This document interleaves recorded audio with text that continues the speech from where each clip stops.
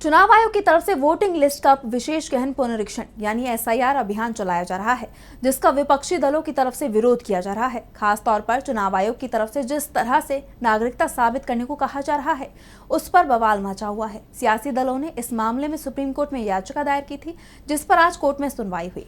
Supreme court ने सुनवाई के दौरान चुनाव आयोग के नियमों पर तीखी टिप्पणियां की। यहाँ तक कह दिया कि ये जो दस्तावेज चुनाव आयोग मांग रहा है, वो तो हम भी नहीं दिखा पाएंगे। तो कैसे एसआईआर पर फंस गया चुनाव आयोग और क्या कुछ हुआ सुनवाई में, देखिए इस रिपोर्ट में। बिहार में विशेष गहन पुनरीक्षण अभियान के खिलाफ सुप्रीम कोर्ट में जस्टिस सुधांशु धूलिया और जस्टिस जॉय माल्या बागची की बेंच ने सुनवाई की। आरजेडी के सांसद मनोज झा, टीएमसी सांसद महुआ मोइत्रा समेत 10 याचिकाओं पर कोर्ट में सुनवाई हुई। याचिकाकर्ताओं का आरोप है कि वोटर लिस्ट रिवीजन नियमों को दरकिनार कर किया जा रहा है। वोटर की नागरिकता जांची जा रही है, ये कानून के खिलाफ है।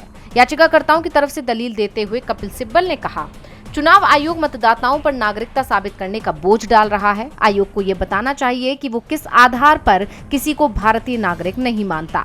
मतदाता पहचान पत्र, आधार कार्ड, बर्थ सर्टिफिकेट और मनरेगा कार्ड तक को नहीं स्वीकार किया जा रहा है। याचिकाकर्ताओं की ओर से पेश गोपाल शंकर नारायण ने दलील दी कि जन प्रतिनिधित्व अधिनियम में आधार एक स्वीकार्य दस्तावेज है, लेकिन चुनाव आयोग बिहार एसआईआर में इसे स्वीकार नहीं कर रहा। सुनवाई के दौरान सुप्रीम कोर्ट ने भी तीखी टिप्पणियां की। कोर्ट ने चुनाव आयोग से पूछा कि आधार कार्ड को स्वीकार क्यों नहीं किया गया। नागरिकता का निर्धारण चुनाव आयोग का नहीं बल्कि गृह मंत्रालय का कार्यक्षेत्र है, आप इसमें क्यों घुस रहे हैं। सुनवाई के दौरान जस्टिस बागची ने तीखी टिप्पणी में कहा कि अगर आपका निर्णय ये है कि 2025 की मतदाता सूची में पहले से दर्ज व्यक्ति को भी मताधिकार से वंचित किया जाए, तो उस व्यक्ति को अपील करनी होगी, पूरी प्रक्रिया से गुजरना होगा और आखिर में आगामी चुनाव में मतदान का अधिकार छिन जाएगा। एक बार अंतिम मतदाता सूची जारी हो जाती है तो हम उसे हाथ नहीं लगा सकते।